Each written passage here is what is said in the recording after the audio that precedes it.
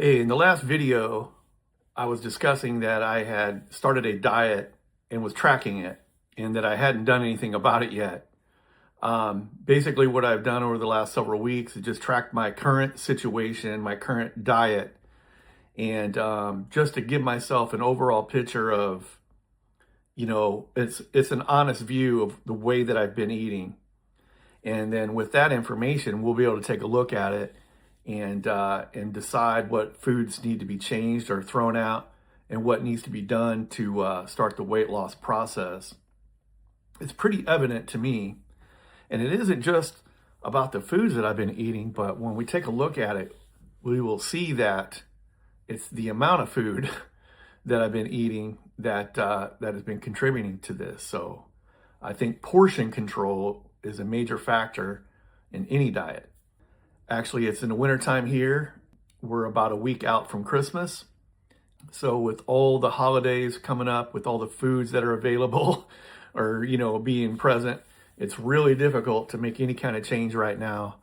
But starting the first week of January, we're going to kick this thing off and going to make some change.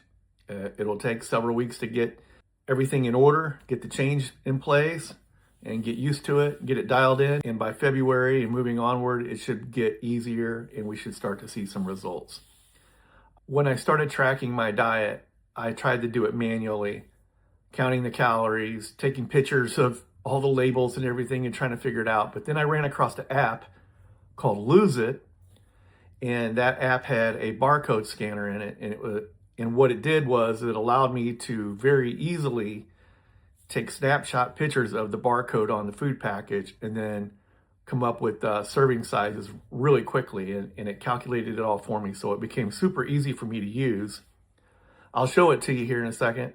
And so that's what I've been tracking my calories with. Let's take a look at the 3 weeks that I've been tracking my food intake here. And it's pretty obvious that I've gone over the 2,300 calories per day. In fact, I've been crushing it. That right there alone is a problem. So it's not so much the foods that I eat, it's just the amount of the foods I've been eating is just too much. So again, portion control is vital here into staying within the caloric range that is needed to start losing weight. Here I'm going through and scanning my typical morning routine here where I have coffee. So I scan my Tim Hortons here.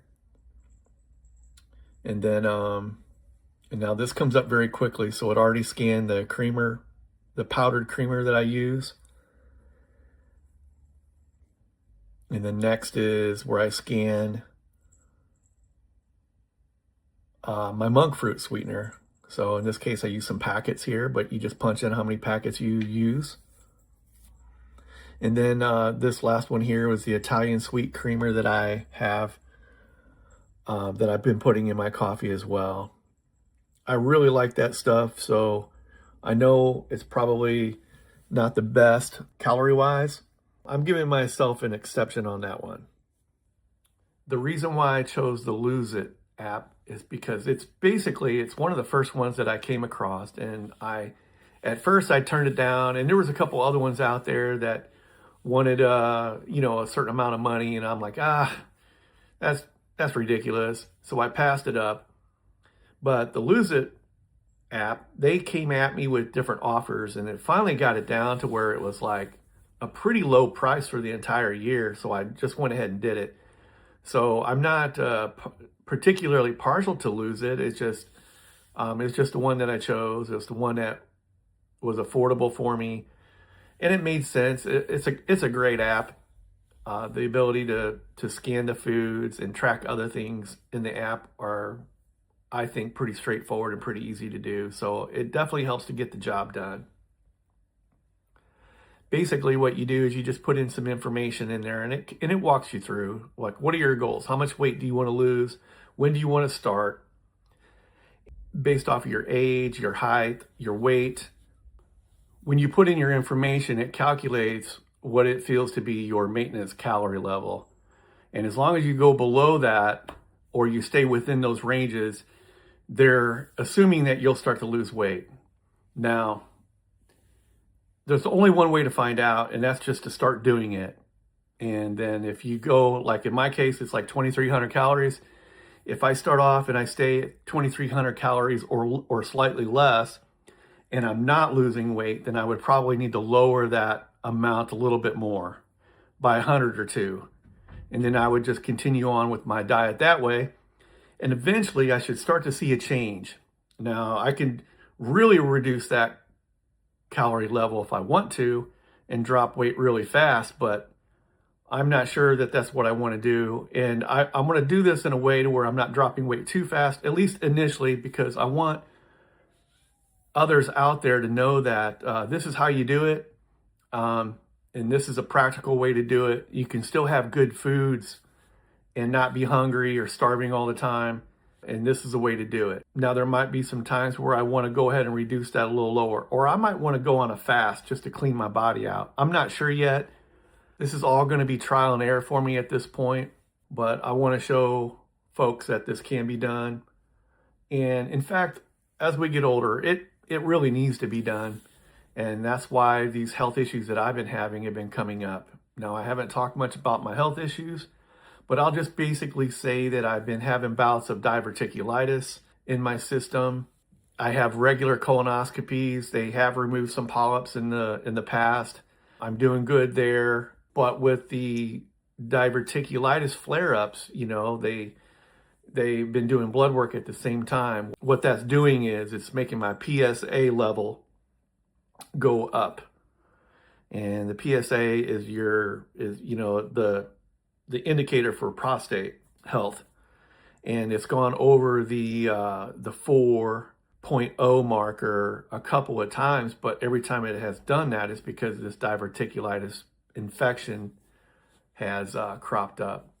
So with that happening, the prostate it's enlarging as well, and it's irritated. So with that said, I want to find ways to not allow this to continue to get worse. And I think the best way to do it is by cleaning up the diet and working on that. So that's basically some of my health issues, but there's a lot more to it than that. One test, they'll say, okay, you're pretty much good here, but we're seeing something else here. And this has been going back and forth. And right now, as of today, this is still going on. And now I have to get an MRI of my chest and my low back here coming up. I've already had an MRI of my prostate.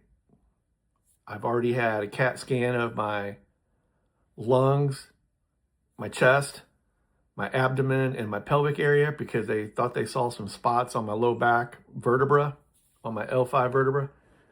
So this thing's going all over the place. In the meantime, after being treated with antibiotics and then waiting 30 days and having my PSA level rechecked, my PSA level is back down below a 4, back into the normal range.